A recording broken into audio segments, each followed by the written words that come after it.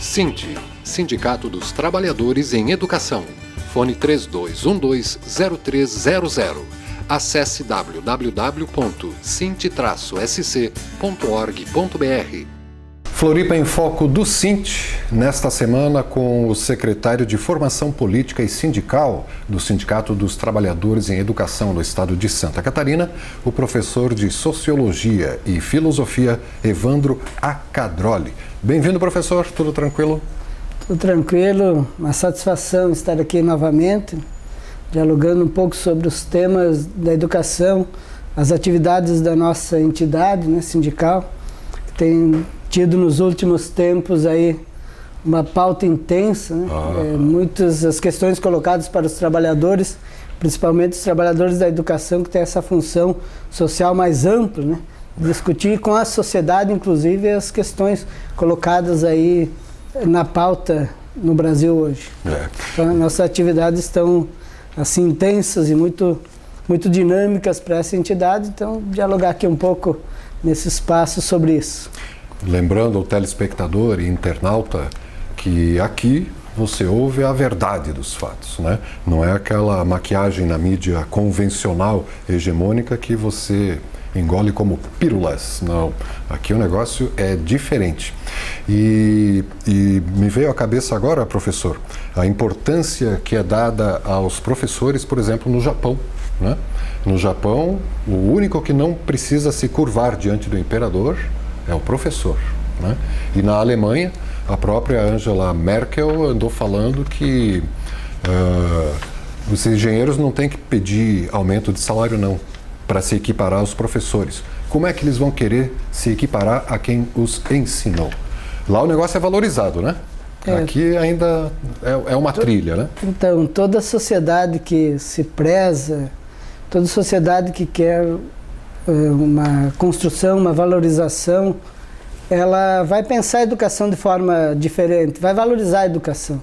Se você valoriza a educação, você respeita o professor, você valoriza o professor também nesse processo, você constrói todas as possibilidades para que essa educação seja reconhecida e valorizada e tenha sua qualidade para a sociedade. Para então, surtir efeito, né? Lógico, essas sociedades com certeza têm esse olhar, né? Que a educação é o caminho para mudar a sociedade para melhor em todos os sentidos, né? Inclusive o ser humano mais autônomo, educado, constrói uma vida diferente e cria possibilidades para uma sociedade bem melhor, com certeza. E passa por aí a valorização desse profissional, não só financeira, né? Mas como também a valorização da figura do professor, do personagem, né? O respeito a quem sabe e que está te passando, compartilhando. Desse personagem tão importante que é o que vai elaborar, vai possibilitar o conhecimento, né? Na vida das pessoas. E o Brasil faz o contrário. Nós viemos numa luta e colocamos na meta 17 do Plano Nacional de Educação, nas conferências apontadas, para que a gente possa se equiparar às demais funções, inclusive salariais, né? Se equiparar ao que ganha os trabalhadores do serviço público que tem a formação que tem um professor. E está longe disso. A gente não chega a 60% do que ganha os demais profissionais. Então o Brasil faz o inverso. Ele não valoriza o trabalhador da educação, não, a sociedade ainda não percebe, nem só os governos o valor, né? Não reconhece. Por que a gente fala isso da sociedade? Porque muitos pleitos da educação nós não recebemos o devido apoio da sociedade. Aliás, muita crítica, preferem defender o que o governo quer implantar, as medidas que o governo, né, inclusive a retirada de recursos. Do pré-sal que viria para a educação, né? Do pré-sal, nós pegamos aí os recursos já carimbados, né, que estariam contemplados para a educação, que era uma necessidade quando foi pensado isso, os 10% do PIB para a educação. Por que 10%? Porque era necessidade, os cálculos apontam a necessidade de se usar 10% para ter uma educação que tenha qualidade no Brasil. Então nós precisávamos chegar a isso. O pré-sal era um caminho, eram recursos novos, né? Mas o que mais nos atingiu foi a meta constitucional, quer dizer, não meta constitucional, desculpa, a emenda constitucional 95, que ela congela os investimentos novos para 20 anos. Isso é uma geração perdida. É um crime, né? É uma geração perdida que não vai ter a oportunidade de ver a sociedade brasileira, o Estado brasileiro, investir novos recursos para a educação nesse período. Então, isso junta, professor Evandro, com o que eu estava querendo lhe perguntar. A educação no Brasil hoje está do jeito que está e parece que não é um acaso. Isso não foi planejado para ser assim e piorar? Será que não tem um plano para isso? Nós temos no Brasil uma concepção de Estado, uma elite brasileira e, consequentemente, a elite governou esse país por 500 anos. Mesmo nesses últimos anos, que é um governo mais progressista popular, mas o Congresso, os setores que disputaram a educação, eles são conservadores e são elitistas. Essa nossa elite, ela é uma elite que precisa ser estudada, porque as elites dos outros países, inclusive neoliberais, ela não pensa de forma tão umbiguista e conservador. Por quê?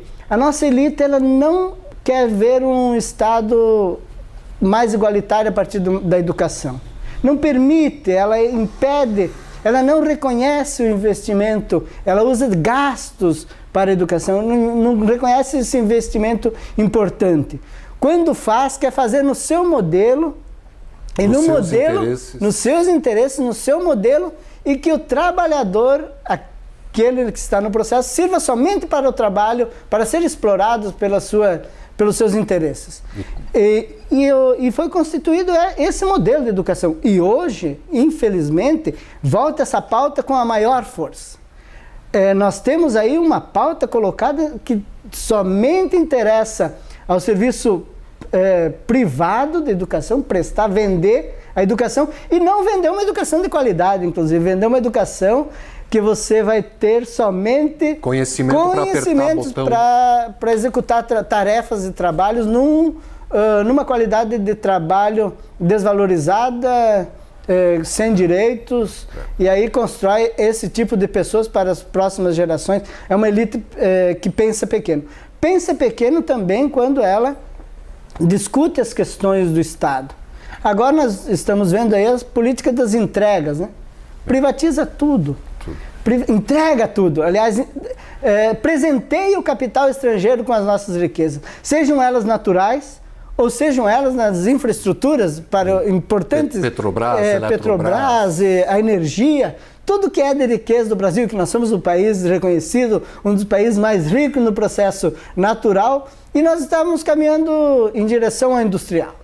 Da tecnológico, inclusive. Nós precisávamos investir mais nessa questão, que também gera riqueza, né? São dois fatores. Ciência e tecnologia. Em ciência e tecnologia, a questão da pesquisa, o tecnológico, mas também nós temos uma outra questão que poucos países têm, que são os recursos naturais, os minerais, a questão da água agora. E nós tínhamos uma riqueza enorme que poderia estar a favor do Brasil, que é o pré-sal, nós comentamos aqui, está sendo destinado para o capital estrangeiro. Então, é uma elite que não pensa no Brasil em momento nenhum, não pensa no seu povo, ela não é uma elite nacionalista. Tá. Ela é uma elite entreguista e que faz qualquer negócio para se manter nos seus privilégios e deixa o povo nessa situação caótica, preocupante, que está hoje na nossa sociedade. E eles têm vínculo com a elite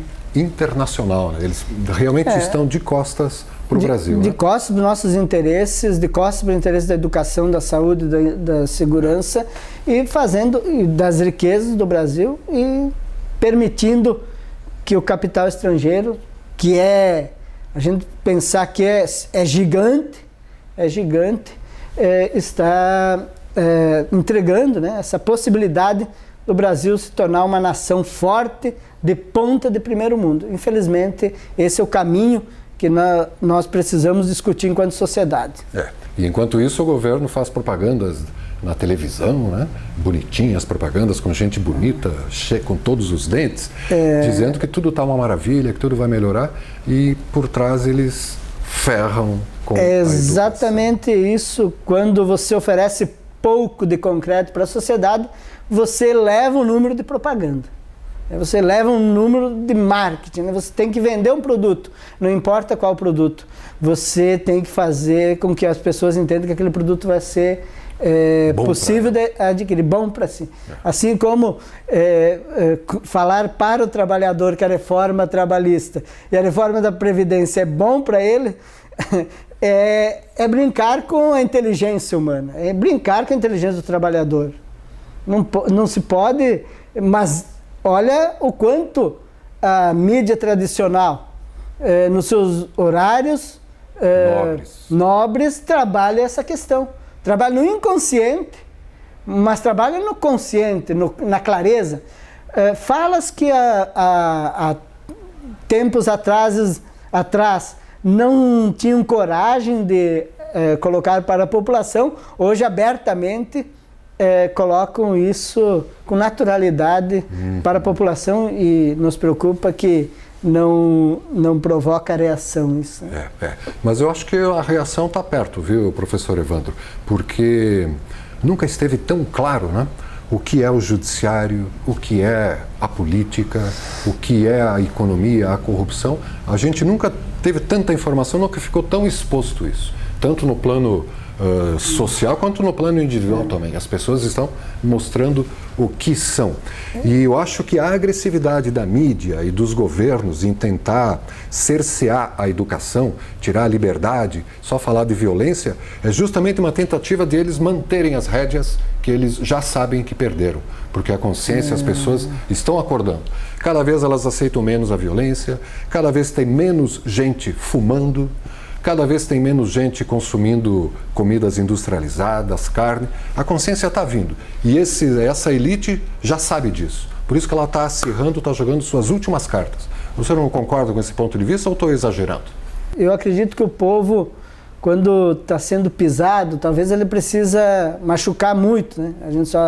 Muitas vezes a gente conhece a realidade quando a gente paga um preço talvez alto por ela. Mas eu acredito que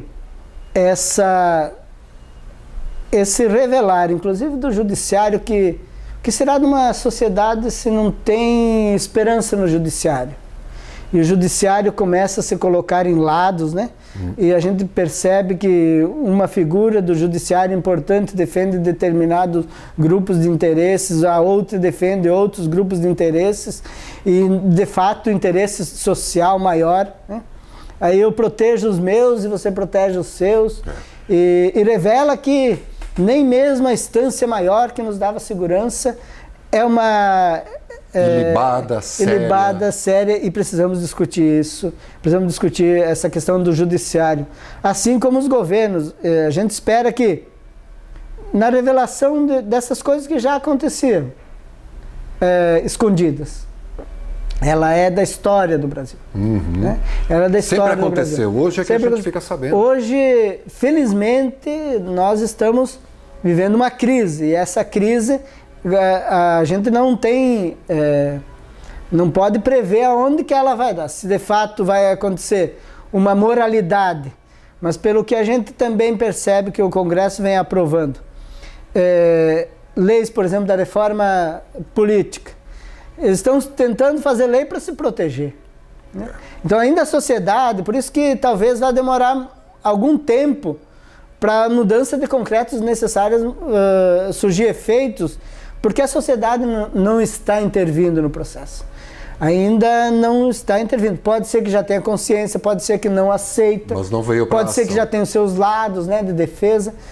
Mas isso não está refletindo nas mudanças dentro do Congresso, por exemplo. Não está refletindo nas mudanças que o governo vem implementando sobre as políticas necessárias para a população. Não vem acontecendo numa seriedade com o judiciário, nas próprias instituições do povo, né? Temos ainda, inclusive, centrais sindicais que têm dificuldade de fazer tomar posição nesse momento, né? Difícil. Então são todas instituições que estão vivendo uma crise de aceitação e de reconhecimento, né? De legitimidade social. Para onde que a gente caminha após isso, não sei. Mas se a sociedade não pegar as rédeas, essa pauta para si e voltar às ruas, fazer o enfrentamento, o prejuízo pode ser maior. O prejuízo poderá ser mais longo, de longo prazo, e a gente reverter isso poderá ser muito mais difícil. Certo. Eu acho que a gente deveria focar bastante na questão da comunicação, viu, professor? Tem que ter um limite para essas aberrações que a gente vê na televisão. E vamos recomendar novamente, o telespectador que está acompanhando um Floripa em Foco, uma TV comunitária, já tem uma opinião mais progressista.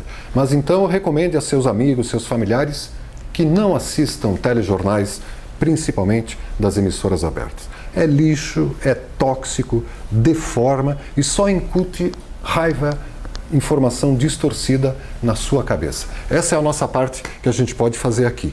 E quando a mídia, que tem um alcance nacional, né, começar a colocar coisas boas, dizer para o cidadão que ele tem que intervir, aí a coisa vai mudar.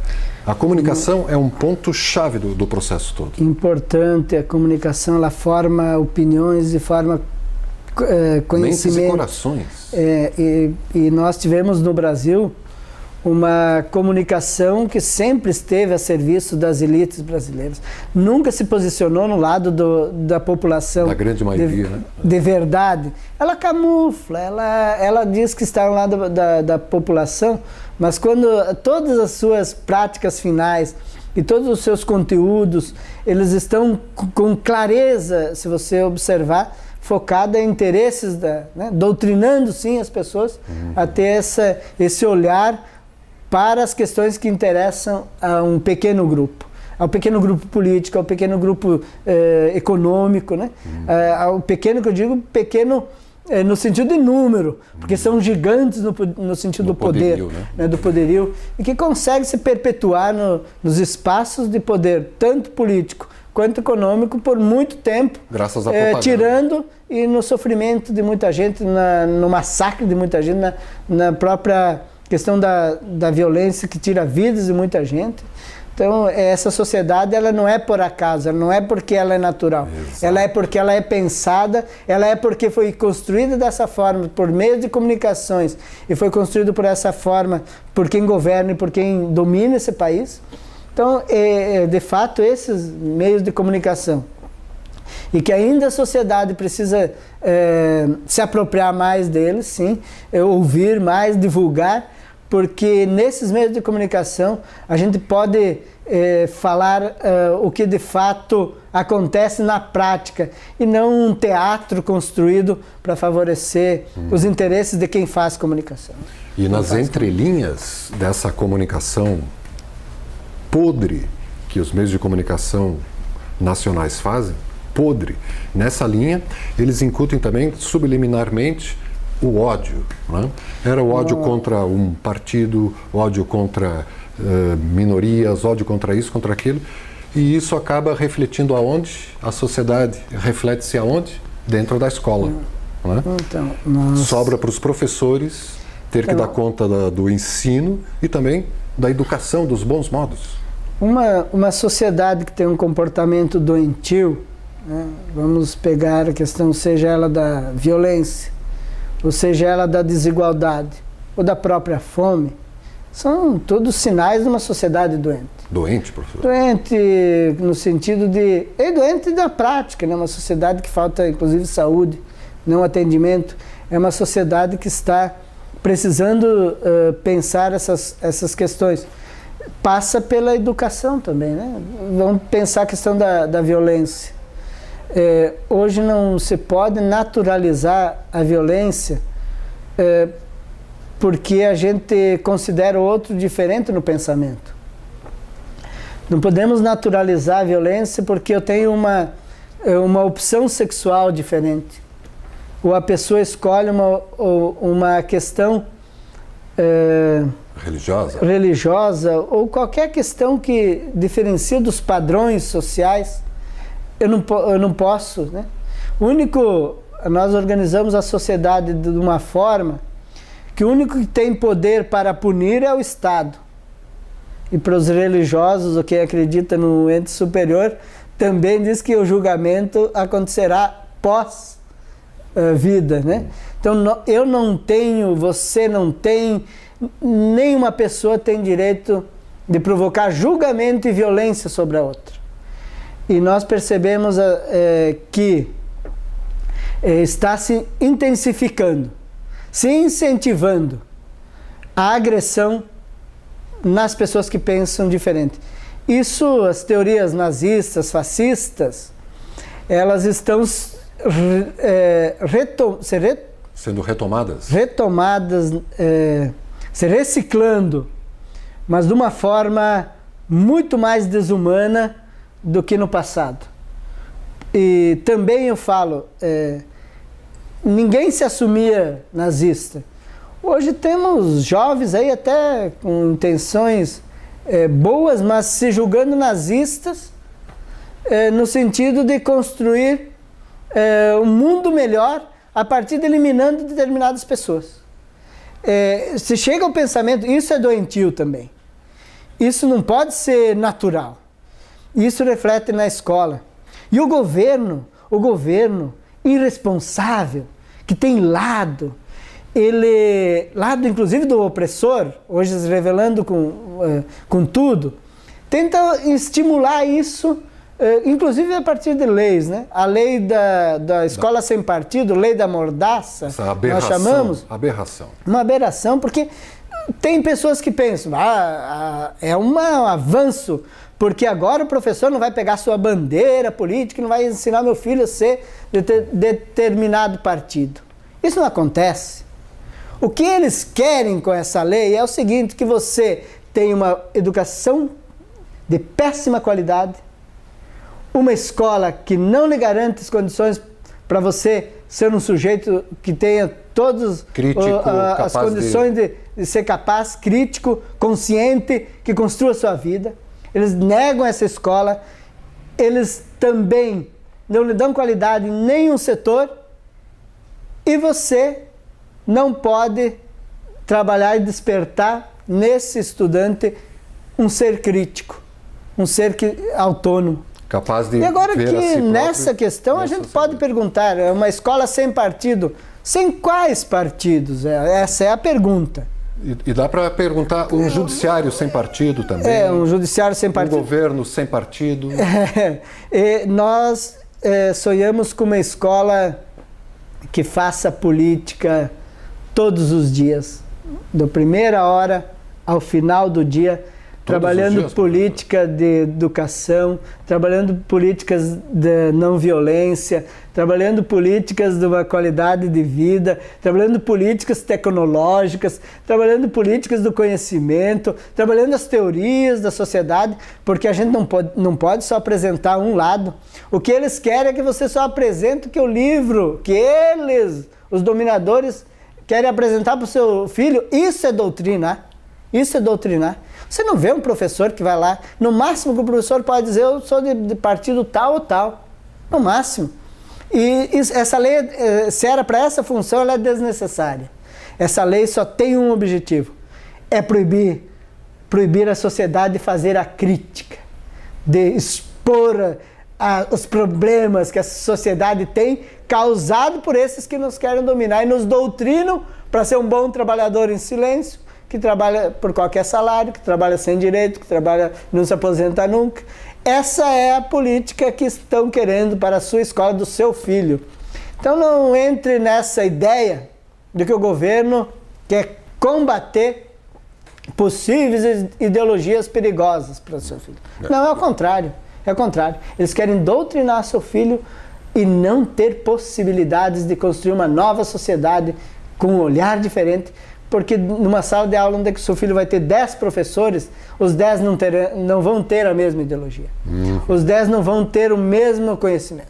Então é um conhecimento diferente, conhecimento que permita todo dentro da escola e respeitado pela sua posição, individualidades, respeitado pela sua condição, pela sua opção, pela sua religião, tudo isso. E aí nós vamos construir uma sociedade humana, igualitária e de possibilidades para todos, e não para alguns que nos querem convencer que somos menos e somos inferiores do que os demais. Professor, para encerrar o nosso papo filosófico aqui no Floripa em Foco, uma questão prática. Como é que o cidadão que nos ouve pode ajudar a intervir nessa situação? É participando mais da vida do seu filho na escola, indo para a rua? O que um cidadão pode tomar como iniciativa ele próprio para começar essa transformação que a gente precisa? Nós da entidade, nós, os trabalhadores da educação, acreditamos que a família precisa se sentir parte da comunidade escolar, da educação do seu filho. Acompanhar, estar junto, perceber o que precisa mudar, contribuir nesse processo. Precisa também participar das questões humanas educacionais.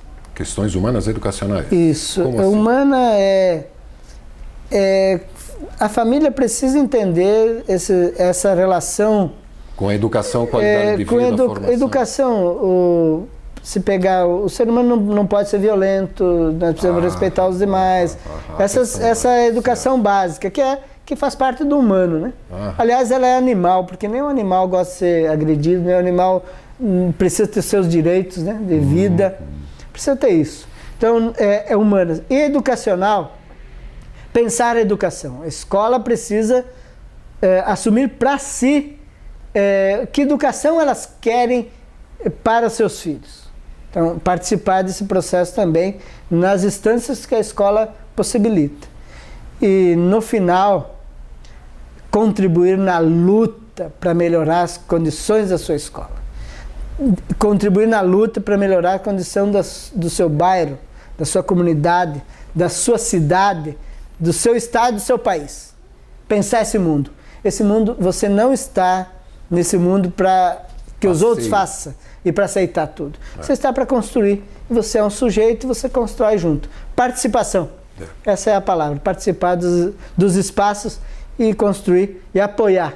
Apoiar as pessoas que querem construir. Já estão fazendo esse trabalho. Um trabalho diferente e melhor para a educação. E se você for até a escola dos seus filhos, você vai ver gente lá lutando por melhorias. No seu bairro, com certeza tem gente disposta a se unir para melhorar a vida no bairro, em todas as instâncias. Tome iniciativa, entre em sintonia que você vai se encontrar com as pessoas. E se não tiver, você é uma liderança que pode surgir, puxar o movimento. Como dizia o Gandhi, seja a mudança que você quer no mundo. Isso, né? Isso. Muito bem, tivemos o prazer de ouvir aqui o professor de Sociologia e Filosofia, Evandro Accadroli, que é o atual secretário de Formação Política e Sindical do SINT, que é o Sindicato dos Trabalhadores em Educação Pública aqui no estado de Santa Catarina. Lembrando a você, especificamente professor do estado, que no dia 25 de setembro vai haver uma grande assembleia aqui em no dia 5 de setembro, terça-feira,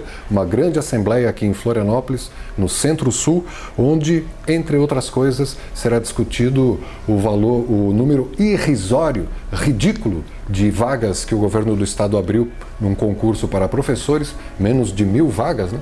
No universo onde 50% dos professores na ativa são contratados em caráter temporário. E o governo abre menos de 1.000 vagas para efetivar professores. Isso vai estar em pauta no dia 5. Visite o sint-sc.org.br, que ali tem mais informações sobre essa discussão. E parabéns, professor, pela formação, né, que o departamento ali, a Secretaria de Formação Política e Sindical do SINT está realizando, e que vai haver a grande formatura também aqui em Floripa, né, desses mais de 300 professores que estão participando das formações em todas as regiões do estado aqui de Santa Catarina, que o SINT está promovendo. O encerramento vai ser em novembro, dia 25, aqui em Floripa, né? Em Floripa, até lá a gente vai poder falar mais, né? Vamos falar mais. Então, Volto aqui para passar o calendário melhor disso. Mas dia 5, todos os trabalhadores precisam estar nessa assembleia. A pauta é importante para fazer enfrentamento, principalmente nessa questão que o governo faz de conta que está fazendo concurso público. Então, todos os trabalhadores têm esse compromisso no dia 5 de setembro, estar presente em Florianópolis, no Centro-Sul, uma grande assembleia para debatermos essas pautas importantes da educação no estado de Santa Catarina.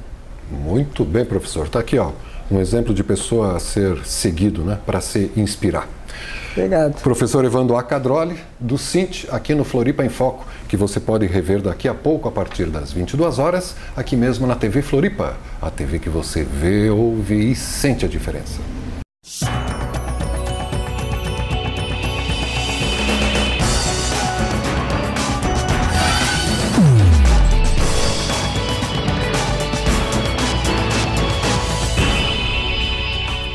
SINT, Sindicato dos Trabalhadores em Educação. Fone 3212-0300. Acesse www.sint-sc.org.br.